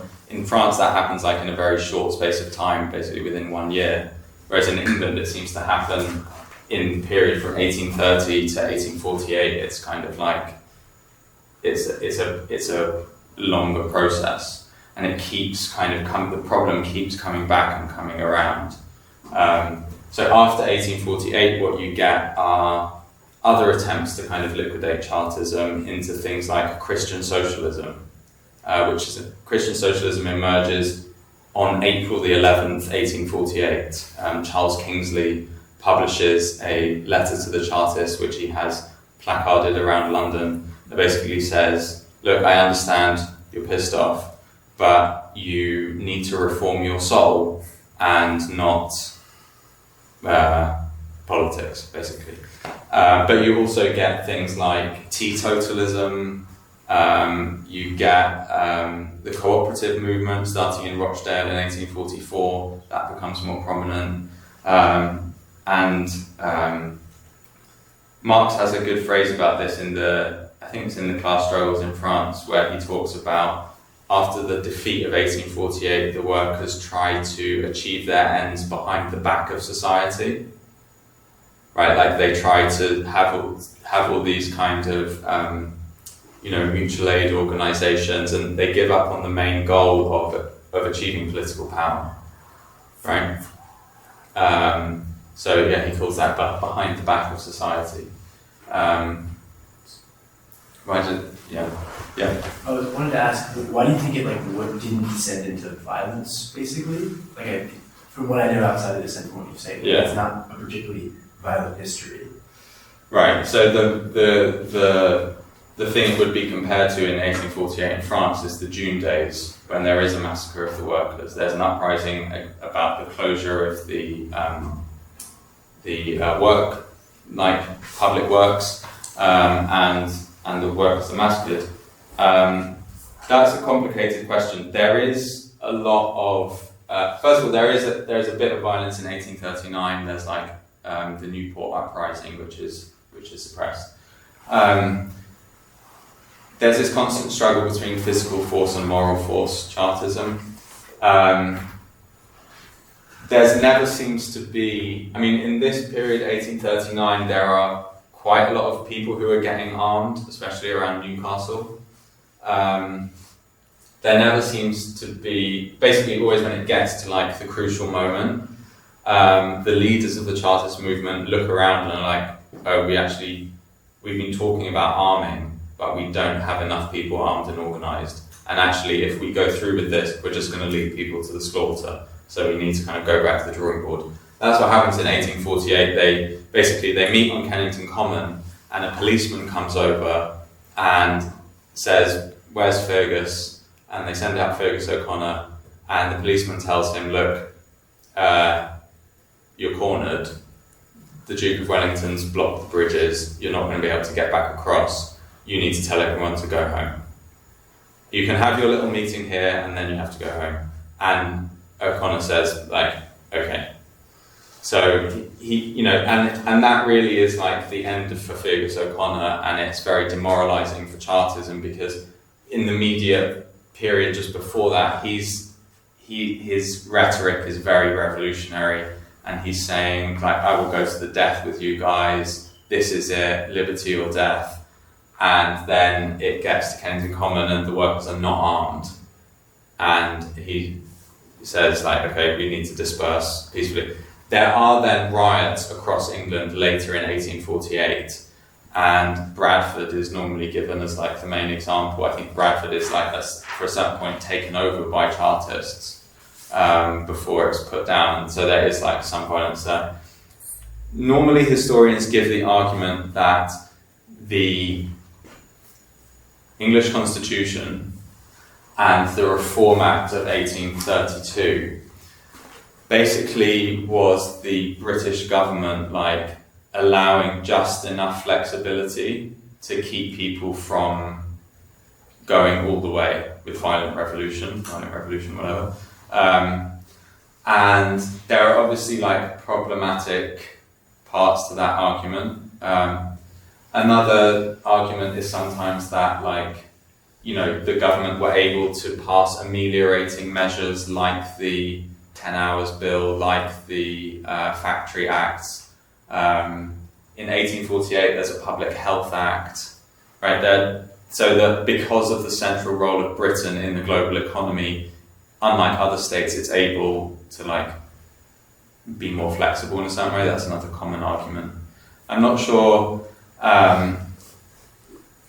Another important point, finally, is that in France, the revolutions start in Paris, which is where the working class are, and then they face the issue of basically being opposed by the rest of France, which is peasants. In England, London, which is the capital, is not that radical. The people who are getting armed are in the North and the Midlands, and that is always a problem for Chartism, how to connect London and the Midlands and the North in terms of. So that's why I quoted that thing about Julian Harney talking about coming down with a troop and camping on Hampstead Heath, because it kind of shows the problem of well, you're going to have to bring all these people from Newcastle to London, then they're going to have to sleep somewhere, and it's just to kind of illustrate that problem. But that's not a great answer, but some parts of the puzzle, I guess.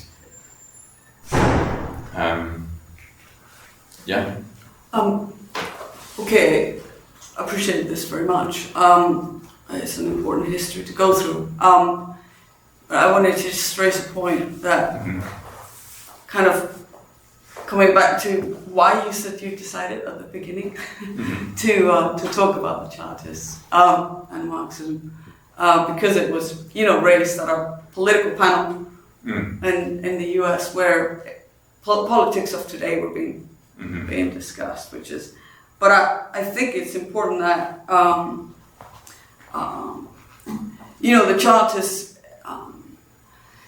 it was the first attempt of the working class to organize itself in a political party, and as such has very valuable lessons and so on, and is part of what is the accumulated lessons of the class struggle, which Marx and Engels very much explained is how the communist program is put together through the cumulative experiences of the class struggle, as opposed to being they always explain it's a movement, not a set of ideas. And so, the fact that the and they, Marx and Engels, so does Trotsky, explain, the historical reasons for the Chartists, and you did, ending in, 48. It's the defeat of the 48 revolutions. It's the fact that there was a bit of a revival for capitalism, had been in a big crisis. And, but the fact that there's not an organizational continuity doesn't mean that, Marx and Engels continue to, in their life, they're party builders. They organize they get recruited by the League of the, workers in the League of the Just. They were fused to form the Communist League. They, later on the International Working Men's Association. They then learn a tremendous amount from the Paris Commune, of course, the first sort of attempt of workers to take power.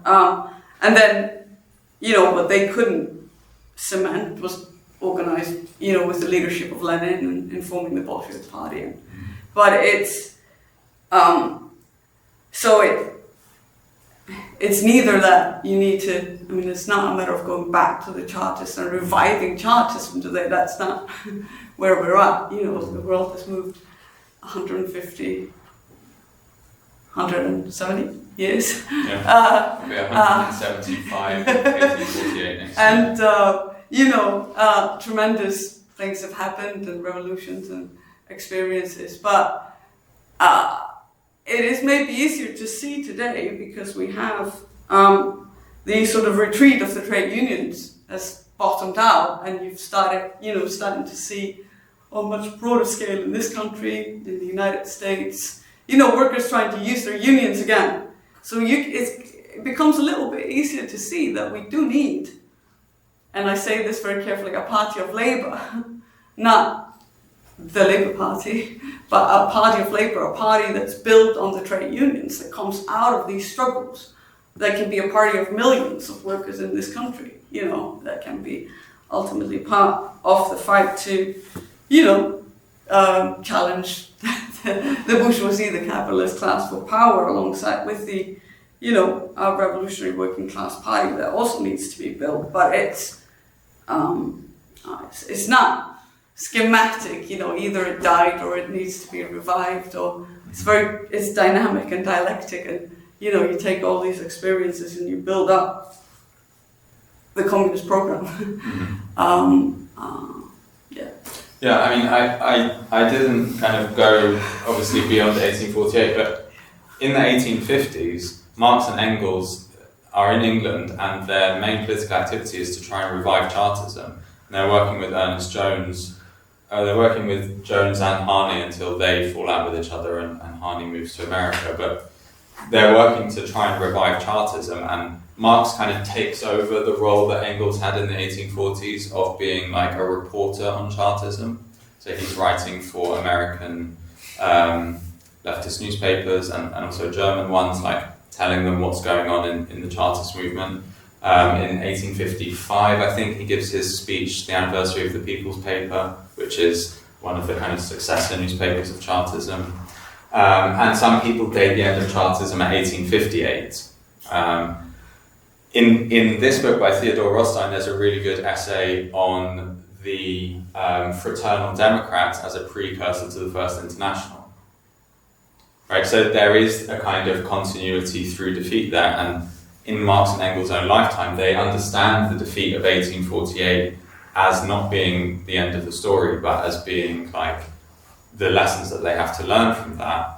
And the inaugural address to the First International refers specifically to the demoralizing impact of the defeats of 1848 in Europe on the English working class.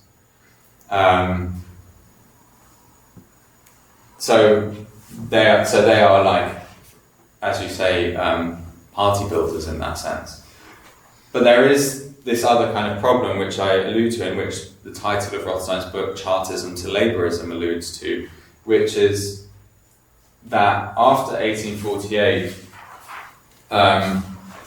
in England, you have the trade unions emerging into politics in the 1860s and becoming a tail of the Liberal Party.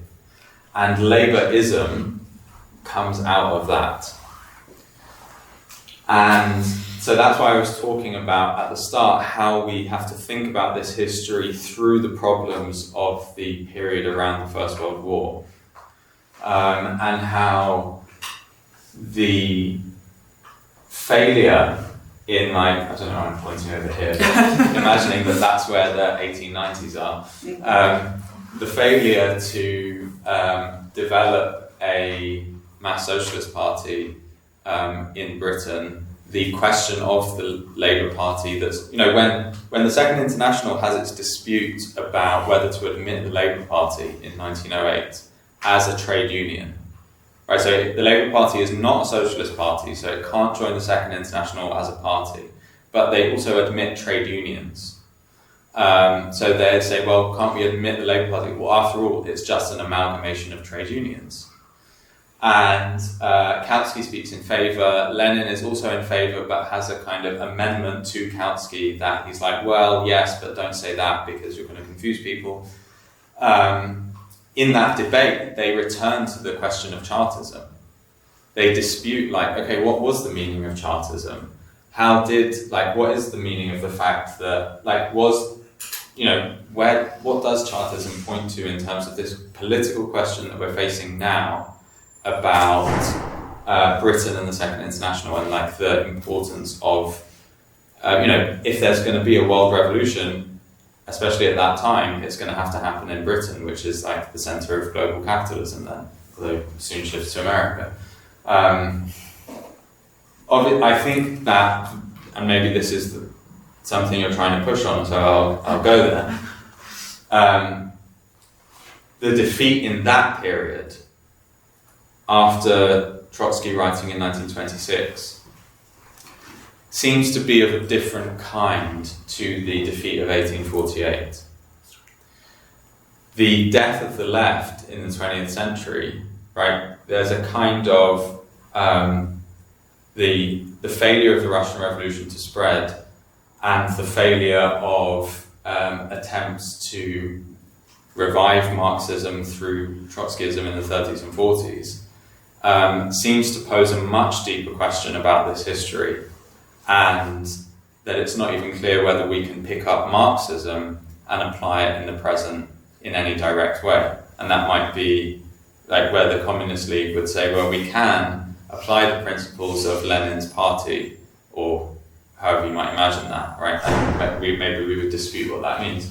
But so looking at Chartism, looking at all of this history back from today, it does pose this kind of deeper question of the regression in the 20th century. And I think that's where the whole question about what dominates on the left, and what I was saying about the People's History Museum and things like that kind of comes into play. It's part of the historical problem that we have to think through is the difference between those two defeats. Why was it that people were able to learn from the defeat of 1848 and develop the international socialist movement in the later 19th century?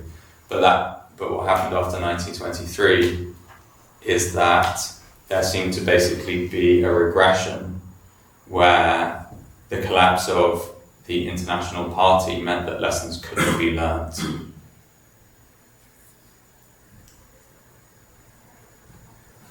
Right, so Marx famously talks about the working class developing through defeats, and that becomes an important motif for Rosa Luxemburg then in 1918, looking back.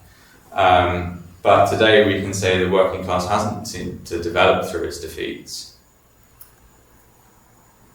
in the intervening period between us and them.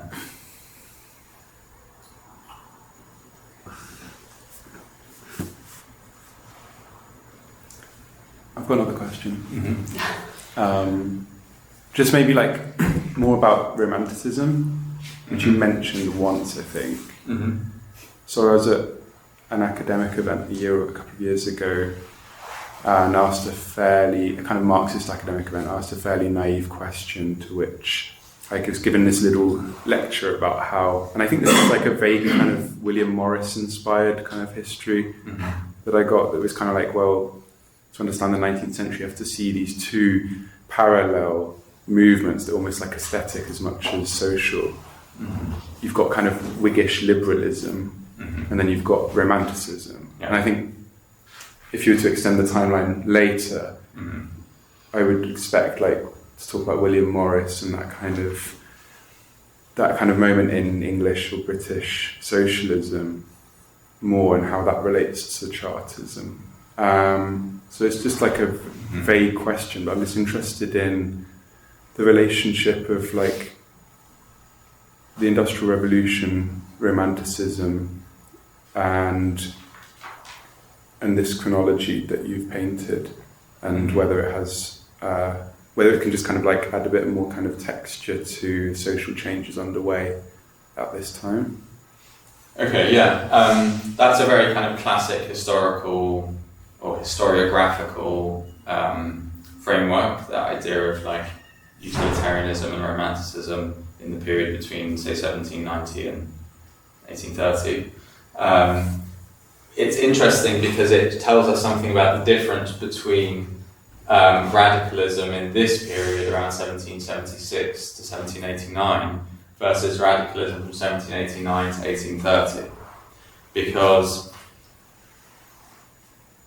what that division that seems to appear between a kind of utilitarian perspective and a romantic perspective are symptoms of capitalism emerging in the 19th century. And it wouldn't have made sense here for radicalism to be split along those lines. It just wouldn't have sort of made sense. But what you get here is you get conservative reactions to capitalism, right? So, in the manifesto you have Marx discussing feudal socialism and things like that.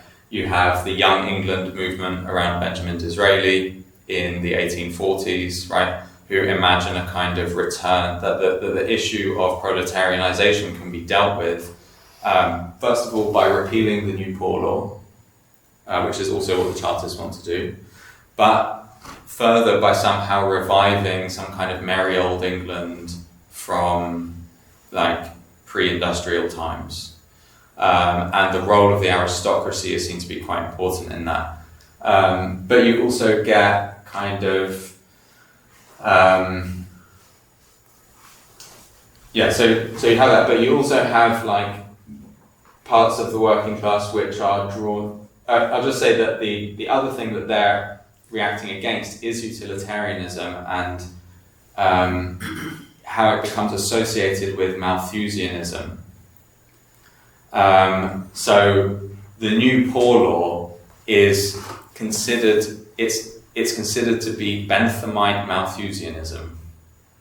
Yeah, in the David Black essay, he talks about some pamphlet that was basically advocating for like the murder of working class children. Right. This is actually one of my favorite things. So there was This goes to the whole abortion issue. The issue appeared in the 1830s to be overpopulation, and this was a kind of symptom of It appeared capitalism. to It's everyone in general, right? But people who were not understanding like what industrialization was doing, and obviously there are mass waves of emigration, people leaving the country, but you also get people who start advocating for birth control, because it seems to be that, well, if wages are going down, you need to have less workers and then wages will balance out again. And the working class are responsible for how many children they have, so they need to start controlling that. In 1838, there is this pamphlet called Marcus, which it may have been satirical, which basically was a pamphlet that claimed that the government were going to use a new technology to painlessly kill children, and that it would be in order to ameliorate the living conditions of the working class. And it created, like, lots of working class people were very agitated about this. In his book on Chartism in 1839, Thomas Carlisle kind of goes one further to mock this, but also like take it seriously. And he says the English working class are very annoyed about having to pay for a local parson. You had to pay like a tax to the Church of England, and they were all low church, and but they would be very happy to pay for a public pool of arsenic in which they could throw their babies. And the state, he's kind of like, he's doing an extreme version of Benthamite Malthusianism in order to have a romantic conservative critique of it, right? And he says the state will then build public gardens of memorial in which working class women can walk late at night and think about what good patriots they were, that they did this service for their country. Is this satirical? He's being satirical, yeah. Right? But he takes it to the extreme to illustrate the point. Again, that's a kind of romantic conservative position, mocking the utilitarian Benthamite position. On the other hand, there are connections between like Bentham and Owenism and trade unionism, right? There are people who want to, there's a huge amount of like working class education that's going on in this period, and these are the things they're picking up and reading, and it seems to be a kind of continuation of the Enlightenment, and it's kind of, they're also picking up and working with that stuff. So it's not one or the other, it's kind of both, and that's what's interesting about the development of the working class movement in that time. Just to add one other thing, which is 1848. Chloe, who's an art historian, will know this, but like pre-Raphaelite Brotherhood is founded in 1848. As I said, you also get Christian socialism being invented in 1848. There's a kind of romanticism that's a reaction to Chartism, right, as opposed to a reaction to capitalism. We could say, however, dialectically, that Chartism is a product of capitalism, and so a conservative romantic reaction to Chartism is a conservative romantic reaction to capitalism. But I think that's important, kind of how that develops later in the 19th century. It influences things like the Oxford movement, which, do people know what the Oxford movement is? It's a movement against the Church of England by theologians in Oxford to return it to its pre-Reformation roots.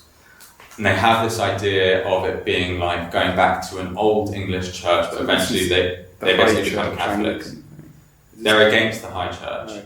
They become Catholics again. But they also have a critique of capitalism. They also think that the condition of the working class is very bad.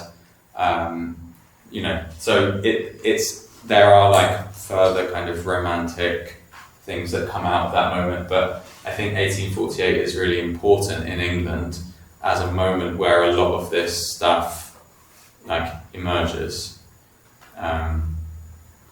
That kind of later Romanticism, which is very different from Romanticism from 1789 to 1830, Wordsworth, Coleridge, Shelley.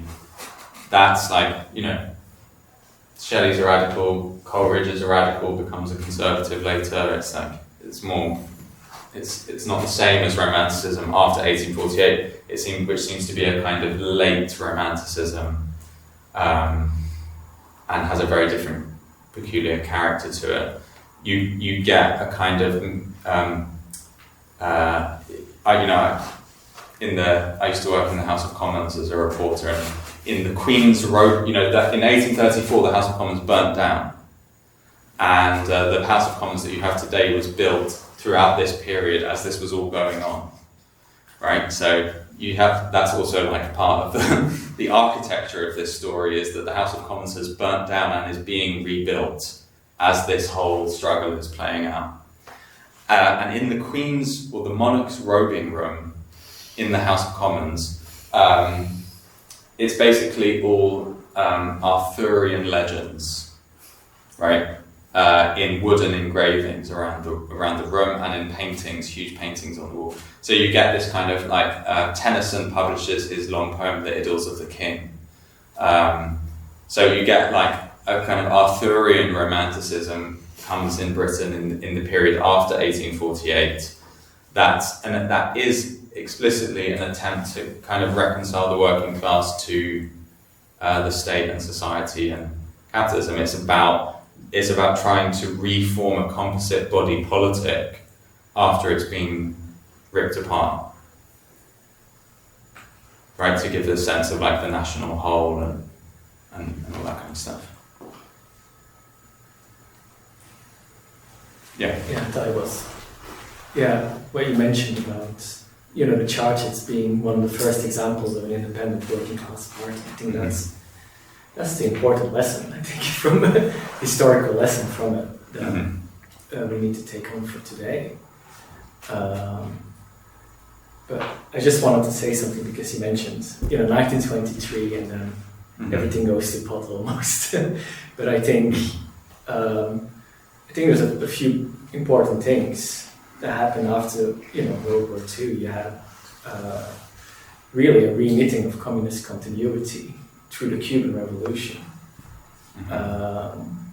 And then in the 80s you had, in the 60s as well, you had a workers and farmers government in Algeria. After the liberation against French imperialism. You had in the 80s, you had the coming into being of a few more, like in Grenada and in Nicaragua. So, you know, the examples of where working people did find a leadership to take power and to establish workers and farmers governments have existed after the Russian Revolution. But I think the other thing, but it's the class composition and orientation of a party that's important, not the program. I think that's what the program as well, not the demands. I mean, because you mentioned demands of the Chartists being, in today's world, you would think there's just like a radical democratic demands, right? But that's the case for the Bolshevik Party for most of its, until the April thesis. That was the main demands, because that was the main interest of the working class when it up to February 1917. And that was also the case in the Cuban Revolution. If you think about what the July the 26th movement was, its program, its orientations was to workers and farmers. Clearly, that's its composition of the July the 26th movement during Cuba's Revolutionary War. But its program, the History Will Absolve Me, that was massively distributed, wasn't one of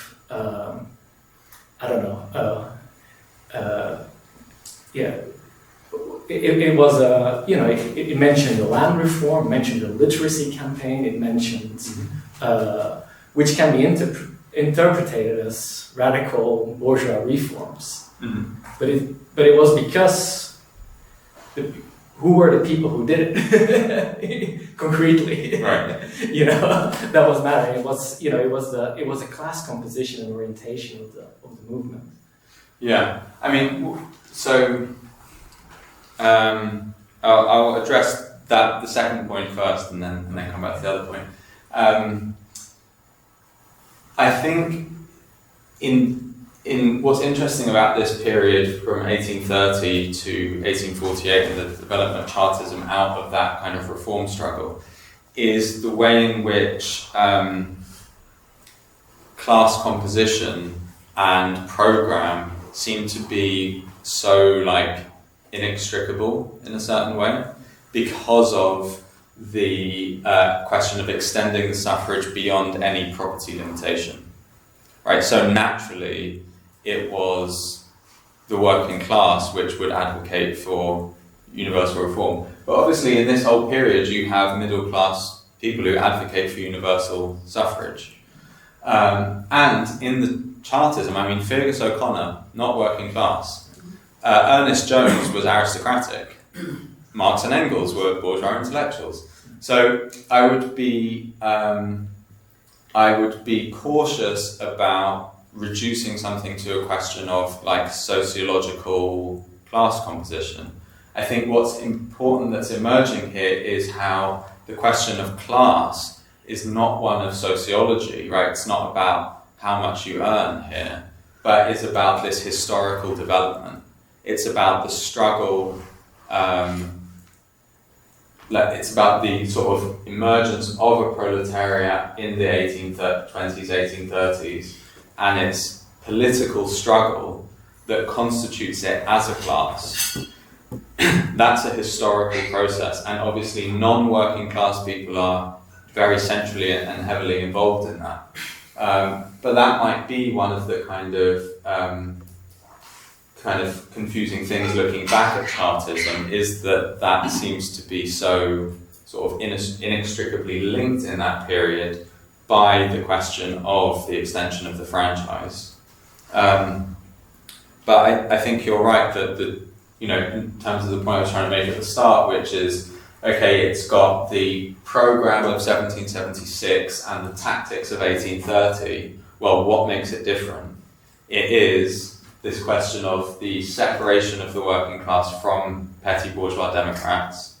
And it is the development of, the question of the rights of labour. So the Chartists are using slogans that we may be familiar with, like a fair day's wage for a fair day's work. They're using labour is the source of all property, right? They invoke John Locke in order to support that. They're developing, Bronte O'Brien, I really didn't go into it, but he's really developing a kind of, in 1849, he writes a series of articles on the history of slavery, and he basically says, we are the descendants of the Roman proletariat, and this is how slavery has developed. And I think the phrase he's looking for is history is the history of class struggles, right? So there's a lot of ways in which they do kind of preempt, and I think this is what the Lenin phrase of the last word but one, they do preempt kind of a lot of further development of socialism and Marxism. Although their socialism appears to be less developed than in France, I don't think that was necessarily the case. I think it was coming directly from the Babeauvian tradition out of the Jacobins in the same way that it did in France. Yeah. I just wanted to address the second point, and then I'll come to you, which is, obviously we're going to disagree about Cuba, which is fine, and I think it's interesting to ask, what is the meaning of revolutions after the Second World War? But what I would just kind of point to that's a problem here that seems to repeat then is the question of revolution in the heart of capitalism. So all the things you've cited are revolutions in, not to be offensive, but small third world countries that take on the character of democratic revolutions with a kind of combination of worker and peasant, like this kind of thing. And they're also national revolutions, right?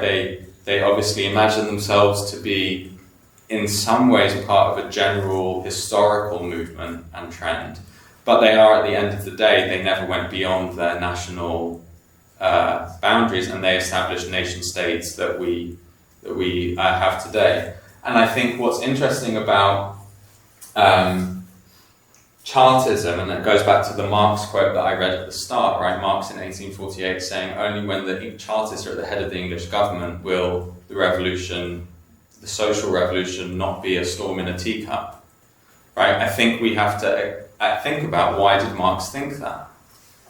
And would he have said that the revolution in Cuba was, a storm in a glass of water, which, unless it rebounded on America,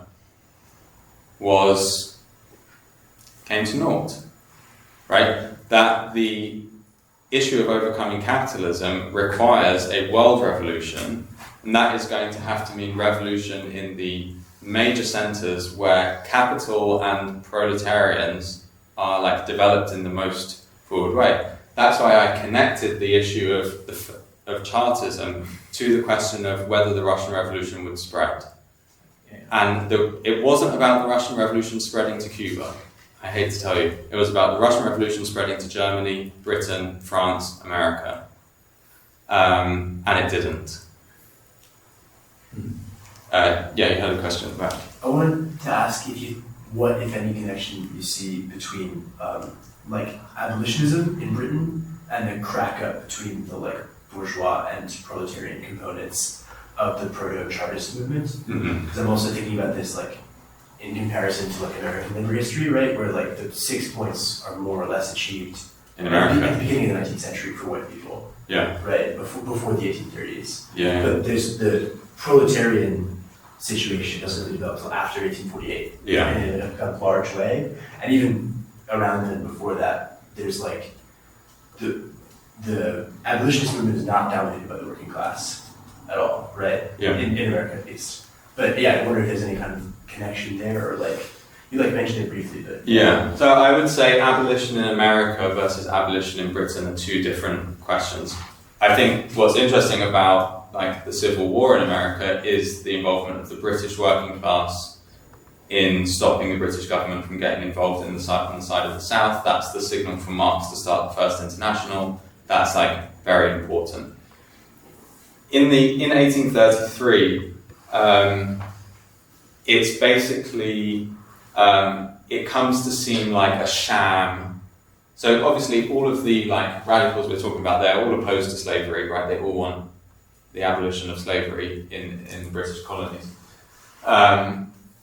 It's people who oppose universal suffrage, who oppose Chartism, who oppose the 10 Hours Bill, who oppose factory reform. They're the people who carry through abolition in 1833. So it's seen as a kind of point of hypocrisy, and also what's developing is the idea of wage slavery, right? That the proletarians are now, in a way, this is something that they're continuing the radical tradition by advocating the emancipation of labour from serfdom, which is what the bourgeois revolutions were about. And that's why I was kind of, doing this whole kind of changing continuity thing. But yeah, it is important. It's part of this whole period, the New Poor Law, the abolition, the emergence of the Anti-Corn Law League, which is also in 1836. Right, all of these reform, the Anti-Corn Law League again is agitating for a reform which it claims is going to help the working class. They try to involve the working class in their agitation, and the working class through Chartism basically develops to rejecting that. So I'm not sure if that's answered your question, but it is important in that separation. And I think the illustration I gave of Harney is important, right? So he's 10 in the 1827 election, sees this very striking banner that is of the black slave, and it's the election campaign of a liberal radical. And then by 1834, 1833, Harney is saying, you don't care about the slaves in East London. Right? So you're happy to do this thing far off in Barbados, where but you won't do it at home. You won't emancipate the slaves at home. Now, obviously, there's a problem about applying the language of emancipation from slavery to labour to the situation of the proletariat, which is the necessity of abolishing labour. So, but that's how they were carrying on, how the socialist movement inherited the liberal tradition, right? And that's not something that's necessarily avoidable, but it's kind of part of that moment. There was one other last thing I was just going to mention there, and it was, the Anti-Corn Law League. So I didn't mention this, but in 1842, after the petition fails, there are what are called the Plug Riots. It's basically a massive general strike that starts in Manchester and spreads all the way through the north of England. And it's called the Plug Riots because people pulled the plugs out of steam boilers in factories. Now, the position of the left wing of Chartism, so Harney, and this is also Engels and Marx's position. If you read The Conditions of the Working Class in England, Engels has the same position, is that the riots and the mass strike in 1842 were not started by the working class, but were started by the factory owners to try and scare the Tories, who had been in government since 1841, into pushing through the Corn Law, repealing the Corn Laws. And that when they realised that the workers weren't going for repeal of the Corn Laws, but were starting to demand other things, they backtracked and shut the whole thing down. But that the reason why it failed as a moment was because the workers had been pushed out onto strike by the factory owners and were therefore confused about what they were actually doing. Weirdly, something kind of similar happens in Russia in 1905, where liberal bourgeoisie are opposed to the way the Tsar has managed the war against Japan, and they want to use the working class to basically change the government in Russia. So it's an interesting moment. And one thing I will say lastly about periodization, like everyone, you can find someone who will say the beginning and end of Chartism is at any of these points. David Black, whose article in the Platypus Review on the young Marx and Engels and the early Chartists, I recommend, he basically is arguing against Gareth Stedman Jones that says that Chartism is just bourgeois radicalism. And he says, no, there was a real revolutionary working class movement in 1839, and then it ended when that failed. Right? That's actually very different from the view of Marx and Engels. Marx and Engels see 1842 as a really key moment where, because of the attempt in 1842 to form what I mentioned, the complete suffrage union, as a union between the working class and the anti-Corn Law Leaguers, the Manchester Liberals, right, free trade, it's the separation between the Chartists and the free traders that Marx and Engels see as being really decisive and being the moment where Chartism actually becomes an independent working class movement and shakes off petty bourgeois, radical and democratic elements, and finally kind of shakes down the spectre of unity with the middle classes, and over the question of opposing the Anti-Corn Law League. Again, they then become tarnished as like Tory Chartists, or because if you do anything against the Liberals, they'll just call you Tories. And but actually, that was how they established their independence. So Marx and Engels think this is really important, and the establishment of the Fraternal Democrats And so lots of people, even Marxists like David Black, who comes from the Marxist humanist tradition, writes off the rest of the 1840s as basically being, look, it was already over. Whereas Marx and Engels had a different view. Yeah. Should we go to the pub? Yeah. Okay. Thank you for putting up with me.